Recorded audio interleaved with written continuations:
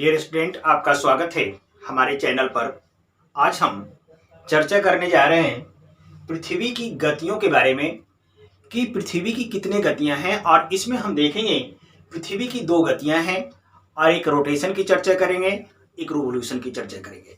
इसी गति के क्रम में हम जब परिक्रमण गति की चर्चा करेंगे तो हम देखेंगे कि परिक्रमण गति के दौरान पृथ्वी 4 पोजीशन को ग्रहण करता है और 4 पोजीशन ग्रहण का काफी एक इफेक्ट पड़ता है और उस इफेक्ट की भी चर्चा हम आज के क्लास में करेंगे। आज के इस वीडियो में हम करने जा रहे हैं। तो पृथ्वी की गतियों को चर्चा करने से पहले हम थोड़ा सा एक बेसिक इंफॉर्मेशन देखते हैं। वह बेसिक इंफॉर्मेशन क्या है? पृथ्वी की अक्ष की चर्चा करते हैं, पृथ्वी की कक्षा तल की चर्चा कर लेते हैं, जिससे हमें आगे के इंफॉर्मेशन को समझने में काफी आसानी होगी। तो आइए देखिए, यह हमारा पृथ्वी अर्थ है, यह हमारा अर्थ है और इस अर्थ पर जो है सन का अट्रैक्शन फोर्स काम किया। इस अर्थ पर जो है सन का अट्रैक्शन फोर्स काम किया और सन के अट्रैक्शन फोर्स करने के कारण इसका यह जो है एक्स एक्सिस जो है, यह अक्ष थोड़ा सा सन की ओर झुक गया। तो इसी को हम अक्ष बोलते हैं, इसी को हम अक्ष या फिर एक्सिस का नाम देते हैं। और यह अक्ष पर इस तरह से हम एक लाइन खींचते हैं, टेंजेंट खींचते हैं, जो टेंजेंट कहलाता है हमारा कक्षा तल। क्या कहलाता है? कक्षा तल। और कक्षा तल पर हम यहां पर एक परपेंडिकुलर ऐसे ड्रॉ कर लेते हैं और यह कहलाएगा कक्षा तल पर खींचा गया अभिलंब। तो और यह कक्षा तल पर खींचे गए अभिलंब से यह हमारा इस एक्सिस का झुकाव कितना डिग्री है? आपका 23.5 डिग्री है। कितना डिग्री है? 23.5 डिग्री। और फिर कक्षा तल से बने, कक्षा तल से हमारे अक्ष का झुकाव कितना है? कक्षा तल से हमारे अक्ष का झुकाव कितना होता है? 66.5 डिग्री। ये आपको इंफॉर्मेशन याद रखना पड़ेगा। देखिए, कुछ भी हमने बताया, बहुत बेसिक सी बात चर्चा किया कि यह देखिए सर, हमारा अर्थ हुआ और अर्थ के बीच से एक यह इस तरह से एक झुकी हुई लाइन हमने ड्रॉ किया और इस झुकी हुई इमेजिनरी लाइन को ही हम क्या नाम दे दिया? एक्सिस नाम दे दिया। इसी इमेजिनरी लाइन को ही हमने क्या किया? एक्सिस नाम दे दिया, अक्ष कहा हमने। और यह एक्सिस नीचे यहां पर जो टच कर रहा है इस पॉइंट पर, और यहां पर हमने एक टेंजेंट ड्रॉ किया है, इस तरह से एक लाइन ड्रॉ किया। इस लाइन को टेंजेंट हम यहां पर बोल रहे हैं मैथमेटिक्स की भाषा में, लेकिन यहां ज्योग्राफी में इसी लाइन को हम क्या कहते हैं? कक्षा तल कहते हैं। क्या कहेंगे हम? कक्षा तल कहेंगे। और इस कक्षा तल के इस पॉइंट पर हमने एक क्या किया? परपेंडिकुलर ड्रॉ किया और यह परपेंडिकुलर कक्षा तल पर खींचा गया अभिलंब हो गया। और इस अभिलंब से जो है इस एक्सिस का झुकाव हमने बताया कितना डिग्री सर? 23.5 डिग्री। और फिर यह कक्षा तल से इधर से आप इधर की ओर चलेंगे तो ये आ जाएगा आपका 66.5। तो इस तरह से दोनों को अगर प्लस करेंगे तो इधर हमारा बन जाएगा 90 डिग्री। तो आपका यह एक्सिस, पृथ्वी का एक्सिस थोड़ा झुका हुआ है। अब सवाल उठता है कि पृथ्वी का यह एक्सिस एकदम परपेंडिकुलर सीधा क्यों नहीं बना के झुका हुआ क्यों बनाया गया? तो इसका एक रीजन यह है कि देखिए, आपका यहां पर जब ग्रहों का जब फॉर्मेशन हुआ, हमारा यह सन है। सपोज कीजिए यह हमारा क्या है? सन है और हमारा यह अर्थ है। लीजिए, यह अर्थ का हमने यह सपोज कीजिए यह एक्सिस को ऐसे होना चाहिए, एकदम सीधा। एक्सिस को क्या होना चाहिए? सीधा होना चाहिए। लेकिन इस पर होता क्या है? ये सन जो है, सन का अट्रैक्शन फोर्स, ये सन का अट्रैक्शन फोर्स इस एक्सिस पर काम करा। यह सन है और सन का अट्रैक्शन फोर्स इस एक्सिस पर काम किया, जिसके कारण हमारा एक्सिस क्या हो गया? सन की ओर थोड़ा सा झुक गया। और इसीलिए हम इस एक्सिस को थोड़ा इस तरह से झुका हुआ बनाते हैं। और झुका हुआ पोर्शन, यह जो पोर्शन यह आपका कहलाता है NP. NP that means north pole, और यह जो पोर्शन हमारा कहलाता है एसपी, साउथ पोल कहलाएगा। क्लियर है? और यहां पर आपको हमने बीच में आपको बताया था कि बीच में एक लाइन ड्रॉ करते हैं। इस लाइन को विषुवत रेखा कहते हैं, विषुवत वृत्त कहते हैं, जिसको हम क्या कहते हैं? 0 डिग्री अक्षांश मानते हैं। क्लियर है?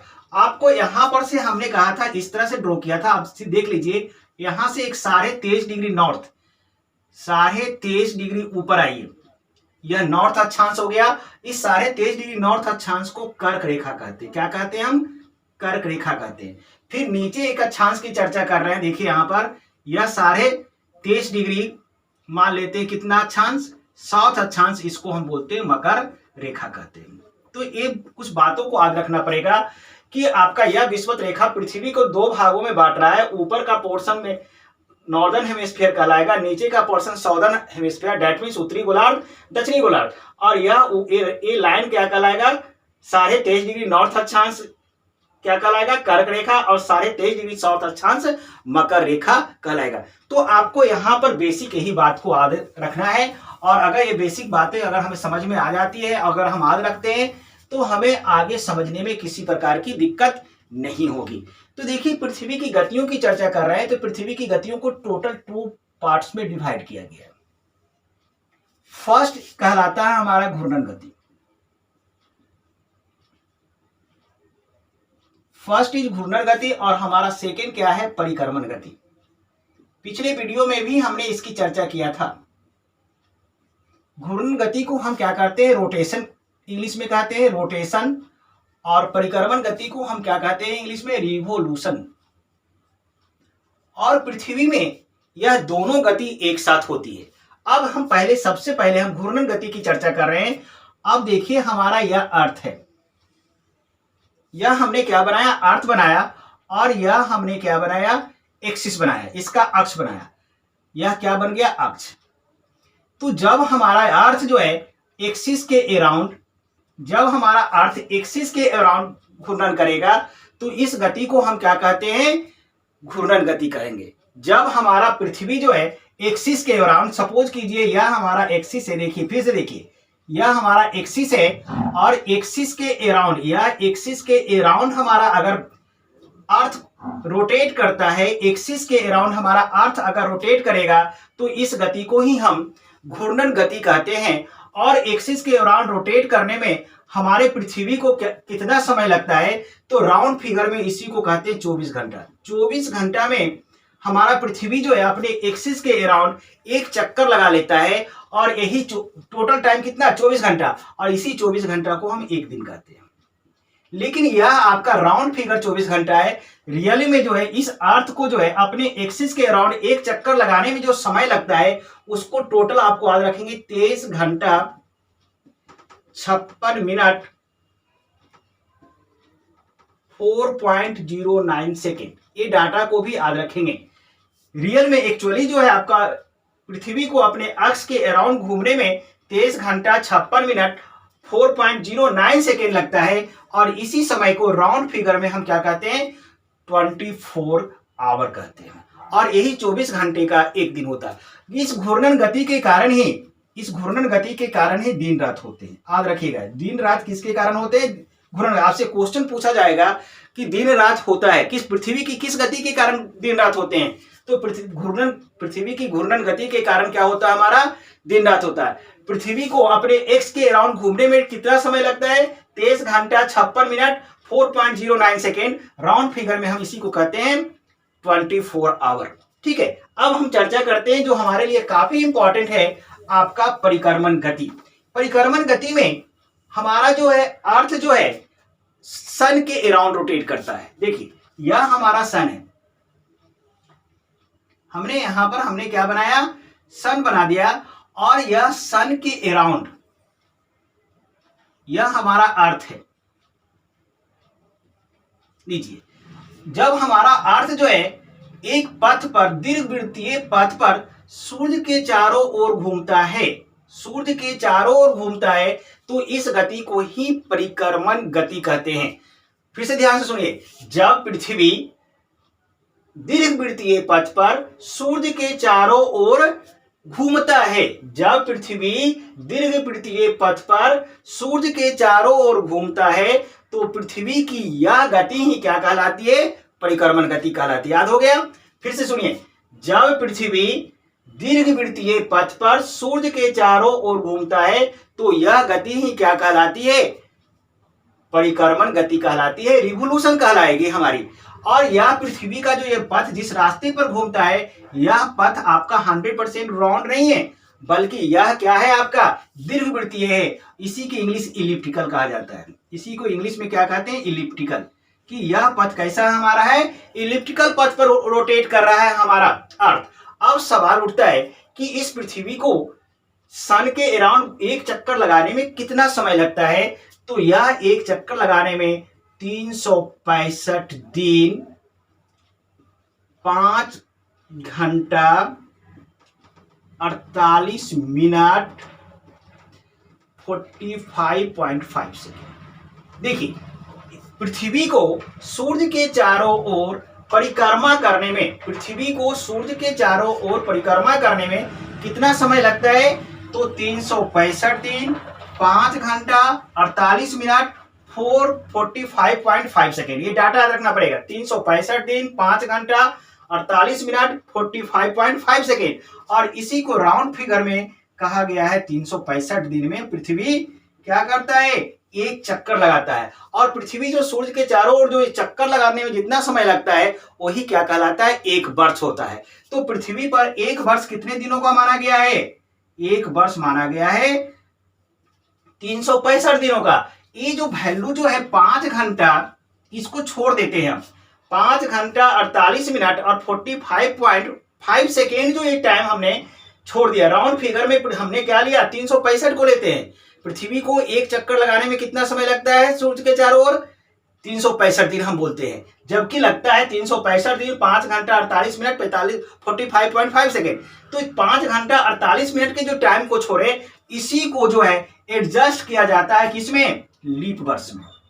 किसमें लीप किया जाता है? एडजस्ट लीप वर्ष में। और यह लीप वर्ष प्रत्येक 4 वर्षों के बाद होता है। और यही 5 घंटा 48 मिनट और 45.5 सेकेंड को 4 वर्ष में अगर जोड़िएगा तो यह टोटल 1 दिन के बराबर होगा। कितने दिन के बराबर होगा सर? 1 दिन के बराबर होता है। और यही जो है लीप वर्ष हमारा कितना होता है? 1 दिन बढ़ा दिया जाता है। 365 बनाकर क्या बनाया जाता है?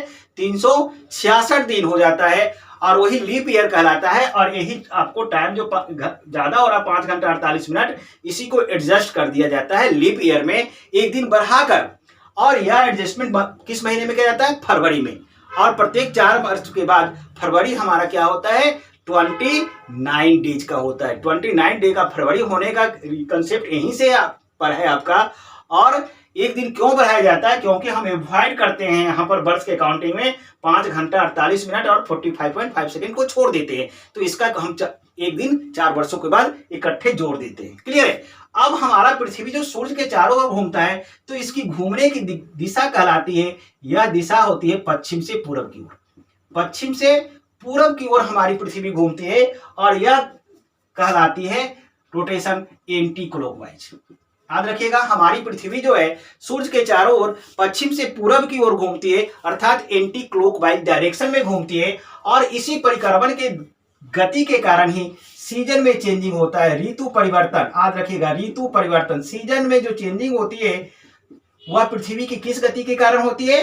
परिक्रमण गति के कारण होती है। तो यहाँ पर 2-3 बातों को याद रखना पड़ेगा आपको परिक्रमण गति में। पहली बात तो आप ये डिफाइन करेंगे कि पृथ्वी जो है सूर्य के चारों ओर जो गति करता है, घूमता है, उसी को परिक्रमण गति, रिवोल्यूशन कहा गया है। पृथ्वी को सूर्य को चारों ओर घूमने में 365 दिन 5 घंटा 48 मिनट 45.5 सेकेंड लगता है। राउंड फिगर में हमने क्या करते हैं? 365 बोलते हैं। जितना समय घूमने में लगता है उतना ही दिन का वर्ष होगा। और एक वर्ष माना गया 365 दिन का हम मानते हैं। ये जो आपका वैल्यू डाटा छोड़ देते हैं 5 घंटा 48 मिनट को, इसको जो है लीप वर्ष में एडजस्ट कर दिया गया है।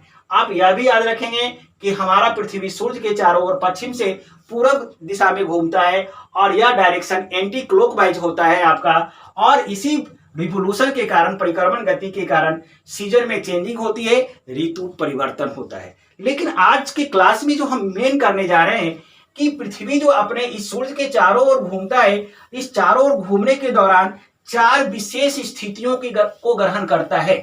पृथ्वी जो है परिक्रमण के दौरान सूर्य के चारों ओर जो परिक्रमा करता है, परिक्रमण के दौरान 4 विशेष स्थितियों को ग्रहण करता है। उस विशेष स्थितियों की चर्चा करना है। क्या करना है? समझिए बात को। अगर आपका यह देखिए, यहां पर हमने सन को बनाया, यह हमारा सन है और पृथ्वी इस तरह से घूम रहा है। हो सकता है घूमेगा तो एक बार यहां रहेगा, एक समय यहां पर होगा, एक समय यहां पर होगा, एक समय यहां पर होगा और एक समय यहां पर होगा। अलग अलग स्थितियों पर होगा। तो हम सभी की चर्चा नहीं करेंगे। इस बहुत सारे पोजीशंस होंगे आपके अर्थ के, लेकिन यहां पर हम ओनली 4 पोजीशन की चर्चा करेंगे, 4 पोजीशन, और वह 4 पोजीशन जो है उसको हम अलग अलग नाम देते हैं, उसकी चर्चा करने जा रहे हैं। तो यहां पर पृथ्वी की 4 अवस्थाओं की चर्चा करने जा रहे हैं। तो यहां पर हम लिख सकते हैं, परिक्रमण के दौरान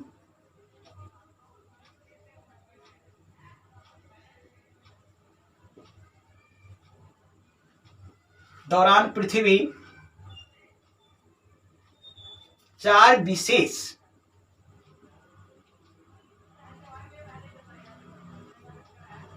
अवस्था ग्रहण करती है।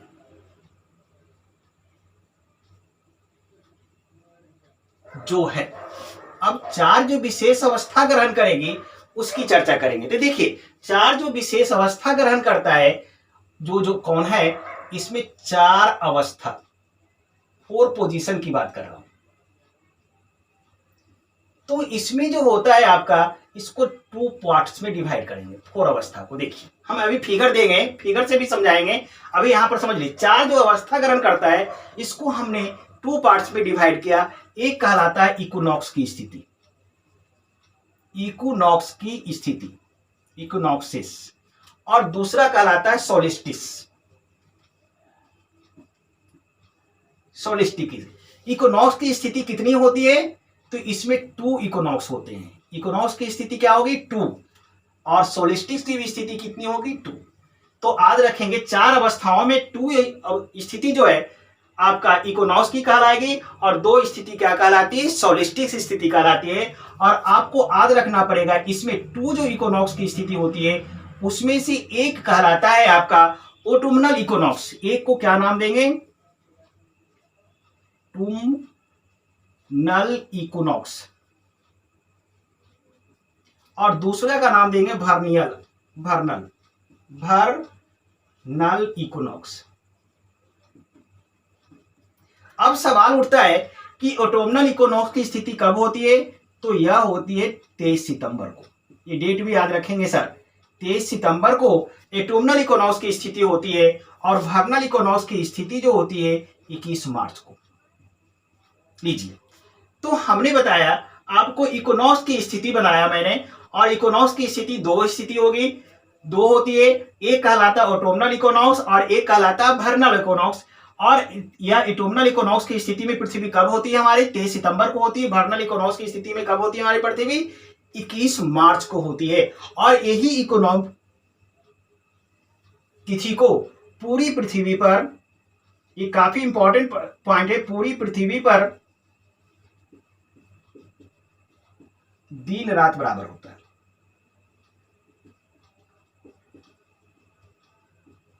लीजिए, यहां पर एक काफी इंपॉर्टेंट इंफॉर्मेशन से निकल के आ रहा है कि पूरी पृथ्वी पर दिन रात बराबर होना, या पूरी पृथ्वी पर जो दिन रात बराबर होता है किस स्थिति में होता है? इक्विनॉक्स की स्थिति में होता है। रखिएगा, पूरी पृथ्वी पर दिन रात बराबर जो है किस स्थिति में होती है? इक्विनॉक्स की स्थिति में होती है। और यह इक्विनॉक्स की स्थिति किस तिथि को होती है?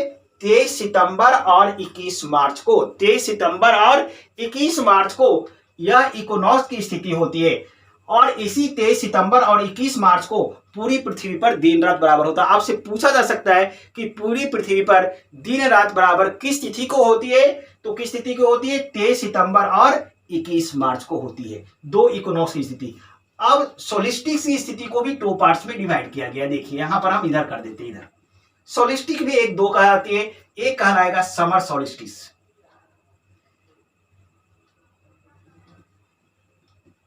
समर सोलिस्टिक, और दूसरा कहलाता है विंटर सोलिस्टिक।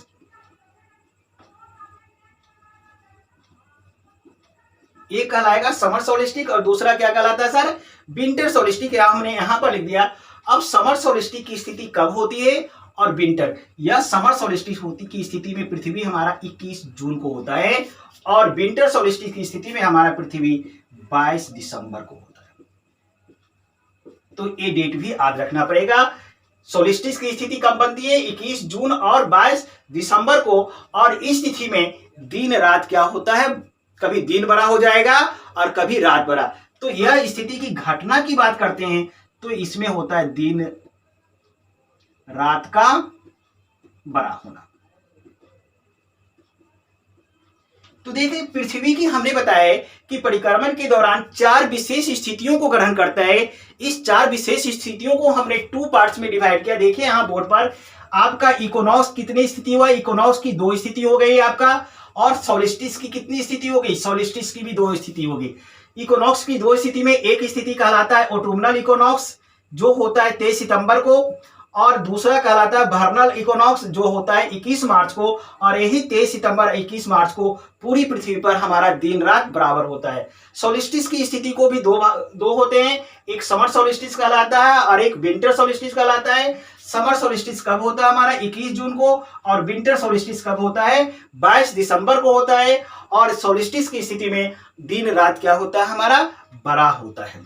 तो आइए हम इसको एक फिगर के द्वारा भी समझने का प्रयास करते हैं। हमने यहां पर सिंपली समझा दिया 2 इक्विनॉक्स और 2 सोलिस्टिस। अब यही 2 इक्विनॉक्स और 2 सोलिस्टिस की स्थिति को हम फिगर पर देखने का प्रयास करेंगे। क्लियर है?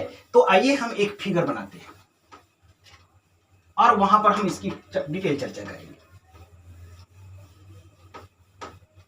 क्योंकि सर आप यूपीएससी देने जा रहे हैं, सिर्फ आपको फैक्ट पर लेने से काम नहीं चलेगा, क्योंकि यूपीएससी में जो क्वेश्चंस डीप में जाकर पूछता है इसलिए आपको डिटेल स्टडी करना पड़ेगा। क्योंकि उसमें देखते हैं कि बहुत सारे स्टेटमेंट दिया जाता है और आपको पूछा जाता है कौन स्टेटमेंट सही है, 1 सही है, 2 सही है, केवल 1 सही है, इस तरह के ऑप्शन देते हैं। तो आपको पूरा डिटेल पढ़ना पड़ेगा। तो चलिए देखिए हम एक फिगर बनाने का प्रयास करते हैं। आप थोड़ा सा समझने की कोशिश कीजिए। हमने यहां पर सन को बनाया, क्लियर है? अब यहां पर एक स्थिति हम यहां पर अर्थ को लेते हैं, एक पोजीशन और एक दूसरा पोजीशन यहां पर लेगा। देख रहे हैं? हमने यह एक पोजीशन लिया, 1 और 2 इधर लिया, फिर एक पोजीशन यहां पर लेते हैं ऊपर में। क्लियर है? यह और एक पोजीशन हम 4 अवस्था को बताना है हमको, तो 4 पोजीशन अर्थ कर लिया। देखिए अर्थ के हमने टोटल 4 पोजीशंस को यहां बोर्ड पर हमने मेंशन किया और प्रत्येक पोजीशन के बारे में हमें चर्चा करना है। आप इस तरह से एक डिजाइन बना लीजिए ताकि आपको देखने में भी अच्छा लगे और समझने में भी अच्छा लगे। लीजिए ये 4 अवस्थाएं हैं। हमारा यह अर्थ है, यह सूर्य के अराउंड रोटेट कर रहा है, यह 4 स्थिति है। अब देखिए यहां से हम स्टार्ट करते हैं। 4 अवस्थाएं टोटल में महीने में कितने महीने, सॉरी ईयर में कितने महीने, 12 महीने होते हैं। ईयर में कितने महीने, 12 महीने। अब यहां से हम शुरू करते हैं मार्च से, तो 3-3 महीने के अंतर पर पोजीशन आएगा। देखिए याद करवा रहा हूं मैं, यहां अगर बीच में याद रख लीजिए, फिगर कैसे याद रखेंगे हम टेक्निक बता रहे हैं। देखिए सर यहां पर मार्च लिख दिया। अब मार्च में 4 स्थिति है, तो 4 3 जा 12, 4 3 जा 12, 3-3 महीने के गैपिंग दीजिए। मार्च के बाद आइए अप्रैल, मई, जून। देखिए मार्च के बाद तीसरा महीना, मार्च के बाद तीसरा महीना आइए अप्रैल, मई, जून, तो यह स्थिति जून में आएगा। देख रहे हैं? यह स्थिति जून में आएगा। फिर जून के बाद तीसरा महीना जोड़िए, जून के बाद देखिए यहां सर जून में यहां पर है, जून के बाद जुलाई, अगस्त, सितंबर, यह स्थिति किसमें आएगा, सितंबर में। फिर सितंबर के बाद तीसरा महीना जोड़िए, सितंबर, अक्टूबर, नवंबर, दिसंबर। सितंबर के बाद जोड़िए अक्टूबर, नवंबर, दिसंबर, तीसरा महीना यहां पर दिसंबर। लीजिए तो ये 4 स्थिति जो पृथ्वी ग्रहण करेगा वह आपको 3-3 महीने के इंटरवल पर ग्रहण करेगा। और कैसे करेगा हमने देखिए यहां से स्टार्ट किया, नीचे से स्टार्ट किया। हमने यहां पर लिखा मार्च, फिर 3 महीने के बाद यहां जून, फिर 3 महीने के बाद यहां सितंबर, और यहां 3 महीने के बाद दिसंबर। क्लियर है? अब डेट कैसे याद रखें, डेट भी याद करा रहा हूं। देखिए आप डेट, चलो यहां से डालो डेट, यहां से 21 डालो, 21 यहां भी डालो, यहां से जून से शुरू करो, 21 यहां डालो, फिर यहां भी 21 डालो, फिर एक बढ़ा दो, कितना 22, और फिर एक बढ़ा दो 23। देखो हो गया स्थिति सर सारा। देखिए सर 21 जून को यहां पर आ गया डेट, क्या आ गया, 21 जून का डेट आ गया। यहां पर कितना आ गया डेट सर, 21 मार्च आ गया सर। यहां पर डेट क्या आ गया, 22 दिसंबर आ गया। यहां पर क्या आ गया सर, 23 सितंबर। हम पहला काम किया, 3-3 महीने के डिफरेंस पर हमने मंथ को बैठा दिया। फिर हमने डेट को कैसे बैठाया, देखो डेट को कैसे बैठाया, फिर से बैठा रहा हूं आपको, याद करा रहा हूं मैं डेट। आप डेट भूल जाओगे, कंफ्यूजन में हो जाओगे, तो ब्रेन में इस फिगर को रख के डेट को याद रख लेना। जून से स्टार्ट करो डेट, या 21 डालो, पहले 21 से स्टार्ट करो, फिर नीचे भी 21 डालो, फिर एक बढ़ा दो, कितना 22, फिर एक बढ़ा दो 23। तो यहां पर आपका पोजीशन का एक आ गया 21 दिसंबर आ गया, दूसरा 21 मार्च आ गया, 22 दिसंबर आ गया और 23 सितंबर आ गया। क्लियर है, डेट याद हो गया। अब आपको इक्विनॉक्स की स्थिति और सोलिस्टिस की स्थिति को देखना है। तो चलिए यहां पर यह जो स्थिति है, यह स्थिति 21 जून में आई है। 21 जून में जो स्थिति होती है यह कहलाती है समर सोलिस्टिस की। यह कौन सी स्थिति कहलाती है? समर सोलिस्टिस की स्थिति, सोलिस्टिक। फिर इधर आइए सर, 22 दिसंबर में जो स्थिति आती है यह कहलाती है विंटर सोलिस्टिस। इसको हम क्या नाम दे देंगे?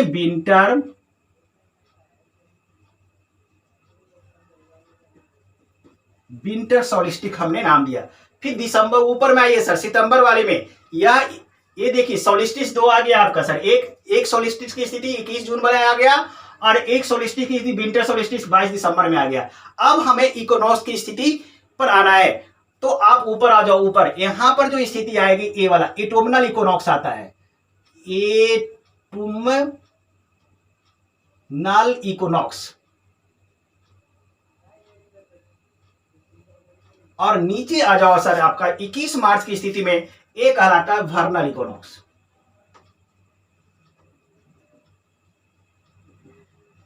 हमने बताया था 2 इक्विनॉक्स की स्थिति होगी और 2 सोलिस्टिस।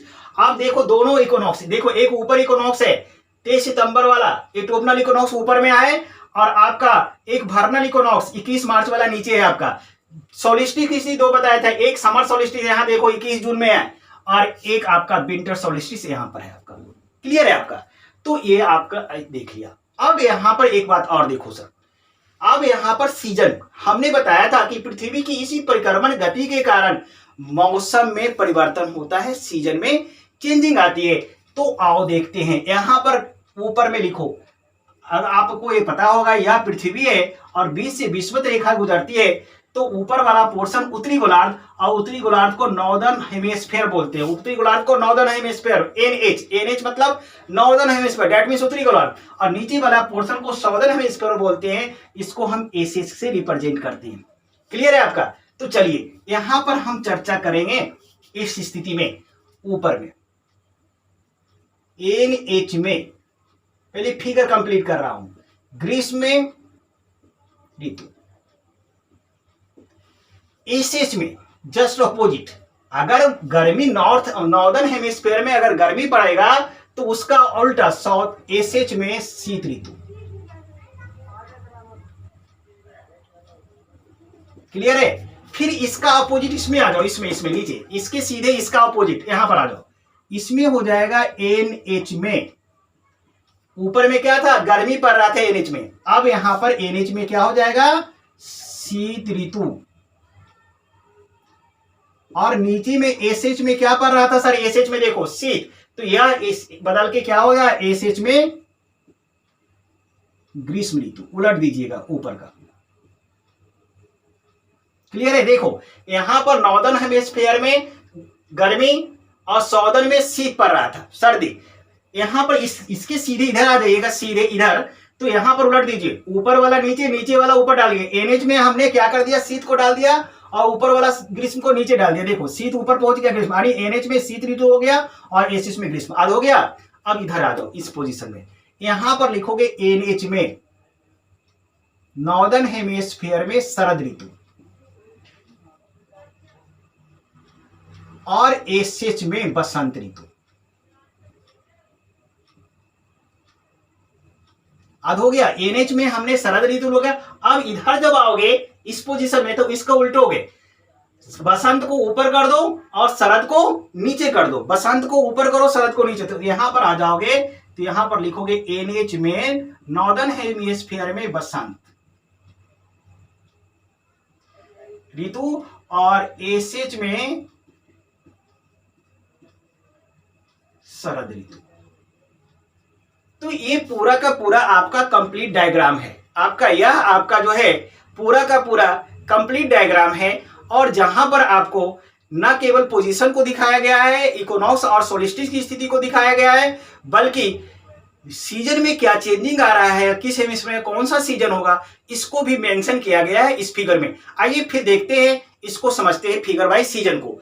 देखिए यहां पर स्थिति है जून और सितंबर। जून और देखिए कैसे याद करेंगे, जून और सितंबर के बीच में, जून और सितंबर के बीच में उत्तरी गोलार्ध में गर्मी पड़ती, ग्रीष्म ऋतु होती है। लेकिन वही जून और सितंबर के बीच में दक्षिणी गोलार्ध में क्या होती है, सर्दी पड़ती है, यानी शीत ऋतु होती है। क्लियर है आपका। फिर इधर आ जाओ, सितंबर से दिसंबर है, यहां पर सितंबर महीना है, यहां पर दिसंबर।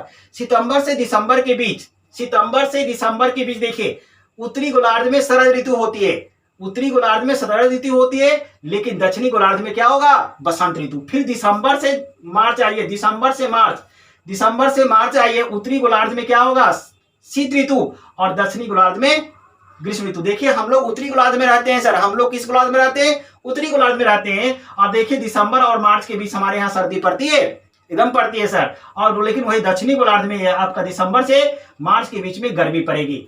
उसके बाद आइए मार्च से लेकर जून के बीच, मार्च से जून के बीच देखिए उत्तरी गोलार्ध में बसंत ऋतु होगा और दक्षिणी गोलार्ध में क्या होगा, शरद ऋतु होगा। तो आपसे क्वेश्चन यह भी पूछा जा कहा सकता है, क्या स्टेटमेंट दे देगा कि वह स्टेटमेंट सही है कि नहीं। आपसे स्टेटमेंट दे देगा कि 21 जून से 23 सितंबर के बीच, 21 जून से 23 सितंबर के बीच दक्षिणी गोलार्ध में शीत ऋतु होती है। अब कथन सही है कि नहीं है आपको देखना पड़ेगा। आपको देखिए कैसे इस पर कैसे क्वेश्चन आएगा, मैं ये बताने का प्रयास करने जा रहा हूं। 21 जून से 23 सितंबर के बीच दक्षिणी गोलार्ध में शीत ऋतु होता है। देखिए सर होता है, करेक्ट है सर, स्टेटमेंट आपका सही है। देखिए 21 जून यहाँ है, 23 सितंबर है, यहाँ पर शीत ऋतु है, यानी सही स्टेटमेंट है आपका, कथन सही है। उसी तरह से आपको दे देगा आपको 23 सितंबर और 22 दिसंबर के बीच, 23 सितंबर और 22 दिसंबर के बीच दक्षिणी गोलार्ध में बसंत ऋतु होती है। तो आप कहिएगा कि सर बसंत ऋतु किस गोलार्ध में, बसंत ऋतु सीजन हम सब गोलार्ध का याद करते जाए। नहीं सर, आप इस फिगर को याद रखो, सब हो जाएगा। देखो 23 सितंबर और 22 दिसंबर के बीच दक्षिणी गोलार्ध में बसंत ऋतु होती है, हाँ एकदम सही होती है बसंत ऋतु। आपसे ये भी पूछा जा सकता है 23 सितंबर और 22 दिसंबर के बीच दक्षिणी गोलार्ध में कौन सी ऋतु होती है, बसंत ऋतु होती है। आपसे पूछा जा सकता है 21 मार्च और 21 जून के बीच उत्तरी गोलार्ध में कौन ऋतु होती है, तो बसंत ऋतु। आपसे पूछा जा सकता है 21 जून और 21 मार्च के बीच दक्षिणी गोलार्ध में कौन सी ऋतु होती है, शरद ऋतु होती है। तो इस तरह से क्वेश्चंस आपके आ सकते हैं। क्लियर है। अब आइए थोड़ा सा आपको 4 पोजीशन आप देखे हैं, चारों पोजीशन के बारे में डिटेल स्टडी करना है। अब एक एक करके सारी स्थितियों की चर्चा करेंगे। हम थोड़ा सा इसको रफ करते हैं, थोड़ा सा इसको सीजन को हटाते हैं, थोड़ा सा इसको हम इसको रफ करते हैं ताकि फिगर आपका थोड़ा सा साफ नजर आए। लीजिए सर, यह आपको 4 स्थिति नजर आ रही है पृथ्वी को। थोड़ा सा आप इसको सर्कल बना दो, इससे लो, पहले की तरह हो गया। सीजन वाले बात को हमने रफ कर दिया क्योंकि मेरी बात काम होगी। अब यहां से एक्सप्लेनेशन शुरू करते हैं। कहां से सर, इस पोजीशन से। अब आपका यहां पर हम अगर डेट डालते हैं, चलो बीच में हम करते हैं काम। यहां पर आपको किस स्थिति को देखने जा रहे हो, 21 जून की स्थिति। अब सर इंफॉर्मेशन नोट करो, 21 जून की पोजीशन में, स्थिति में, या 21 जून की स्थिति में क्या होती है। तो इस स्थिति में देखो, देख क्या रहे हो, आपका यहां पर देखो सर एनपी और यहां पर एसपी। तो 21 जून की स्थिति में हमारा देख रहे हैं क्या, उत्तरी ध्रुव में नॉर्थ पोल सूर्य की ओर झुका हुआ है। आपको 21 जून की स्थिति में उत्तरी ध्रुव क्या होता है, सूर्य की ओर झुका होता है। और इस सूर्य की ओर उत्तरी ध्रुव के झुके होने के कारण सूर्य की किरण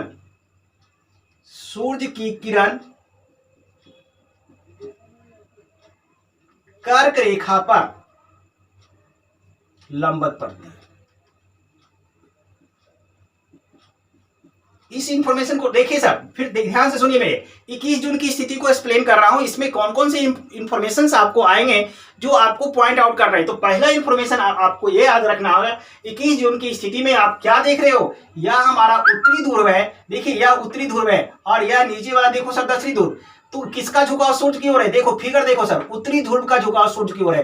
तो आप याद रखेंगे 21 जून की स्थिति में उत्तरी ध्रुव सूर्य की ओर झुकी होती है। और सूर्य की ओर झुका होने का रीजन क्या होता है, कि कारण होता है कि सूर्य की किरणें जो है किस रेखा पर पड़ती है? लंबवत कर्क रेखा। और कर्क रेखा बोले तो कितना? 23.5 डिग्री नॉर्थ अक्षांश पर, अर्थात सूर्य की किरणें 23.5 डिग्री नॉर्थ अक्षांश पर लंबवत पड़ती है। आपसे यह भी क्वेश्चन आ सकता है कि किस तिथि को सूर्य की किरणें कर्क रेखा पर लंबवत पड़ती है? तो वह तिथि है आपकी 21 जून की तिथि। अब कर्क रेखा पर लंबवत पड़ने का रीजन क्या होता है, इसका इफेक्ट क्या होगा?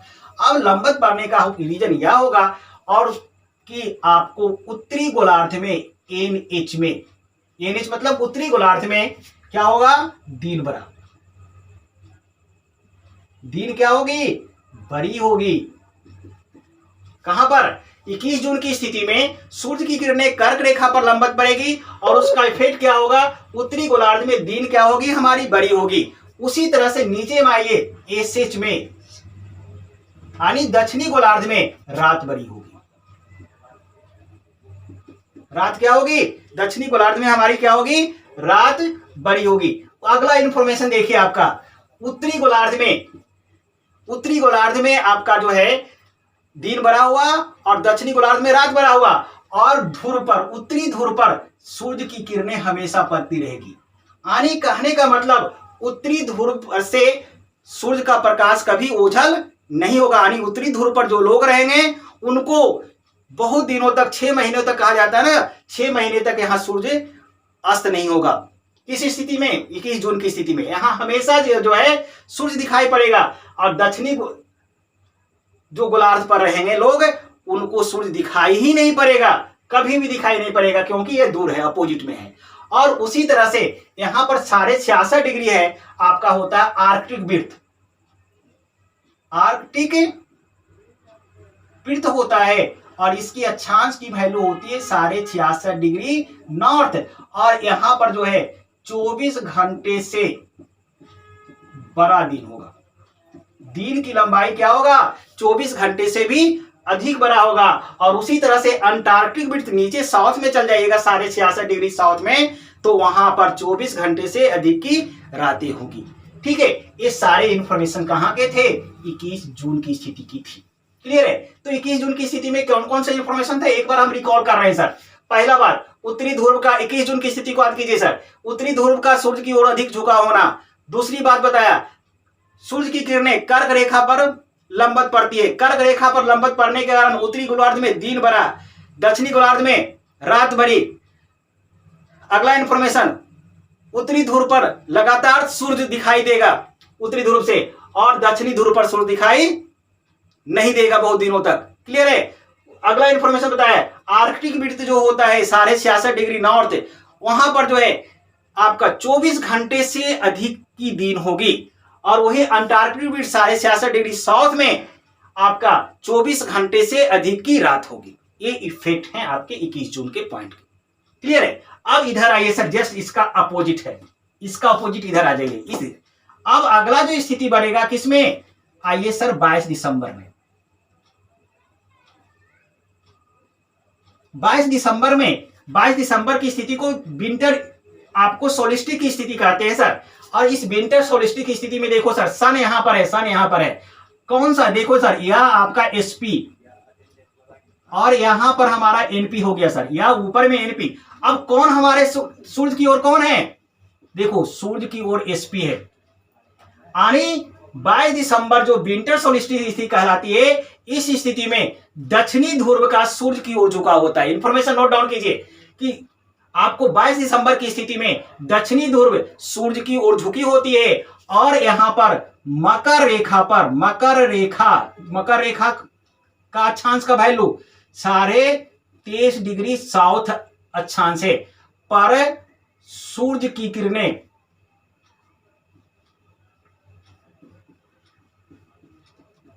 लंबवत पड़ती है। याद रखिएगा 22 दिसंबर को विंटर सोलिस्टिस की स्थिति में मकर रेखा पर सूर्य की किरणें क्या होती है? लंबवत पड़ती है। अब इसके इफेक्ट में क्या होगा? आपका एसएच यानी सॉदर्न हेमिस्फीयर, दक्षिणी गोलार्ध में दिन बड़ा, में दिन बड़ा। इसका उल्टा कीजिए, NH, उत्तरी NH माने नॉर्दर्न हेमिस्फीयर, उत्तरी गोलार्ध में रात बड़ी। देखिए सर्दी के दिनों में दिसंबर में हमारे यहाँ देखते हैं रात बड़ी हो जाती है, रात बड़ी। क्लियर है आपका। अगला इंफॉर्मेशन आइए सर, यहां पर देखो ये दक्षिणी गोलार्ध जो होगा, दक्षिणी गोलार्ध में हमेशा सूर्य दिखाई पड़ेगा। सॉरी दक्षिणी गोलार्ध नहीं, दक्षिणी ध्रुव, दक्षिणी ध्रुव पर एसएच पर साउथ पोल पर जो है हमेशा सूर्य दिखाई पड़ेगा। यानी कि यहाँ के लोगों के आंखों से सूर्य उजाल नहीं होगा, हमेशा सूर्य दिखाई देगा। और इसका ऑपोजिट इसमें आइए सर, यहां आपका उत्तरी ध्रुव पर के लोगों को सूर्य दिखाई नहीं पड़ेगा।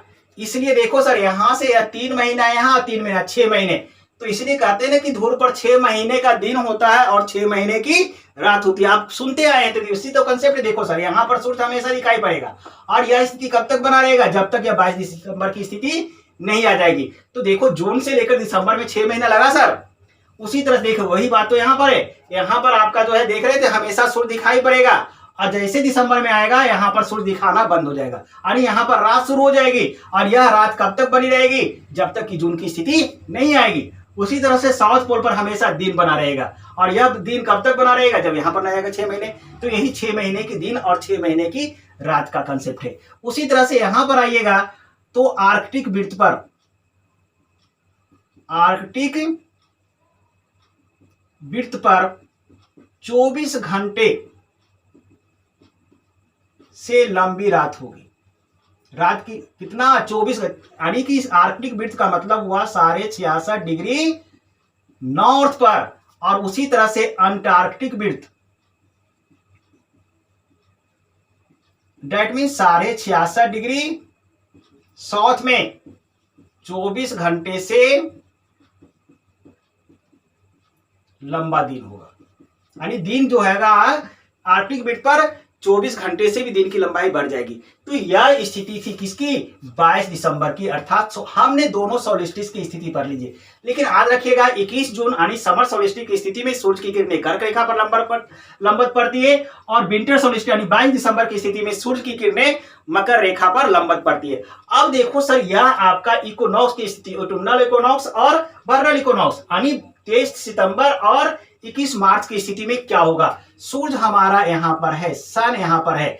आप यहां से देखोगे तो सूर्य की किरणें सीधे एक्सिस पर लंबवत पड़ेगी। दोनों स्थिति को एक साथ पढ़ेंगे हम, यहां पर इसको पढ़ेंगे, इक्विनॉक्स की स्थिति दोनों को मिला दीजिए, इस ऑटमनल इक्विनॉक्स और वर्नल इक्विनॉक्स, इस दोनों स्थितियों में सूर्य की किरणें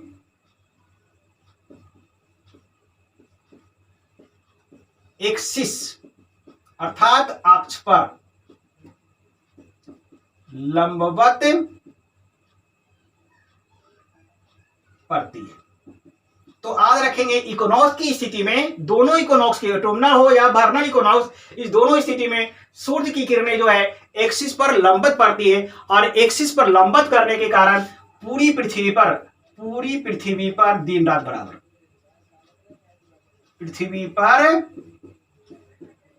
दिन रात क्या होती है, बराबर होती है। तो याद रखेंगे इक्विनॉक्स की स्थिति में पूरी पृथ्वी पर दिन रात बराबर होती है और यह इक्विनॉक्स की स्थिति कब होती है, हमारा 23 सितंबर और 21 मार्च को।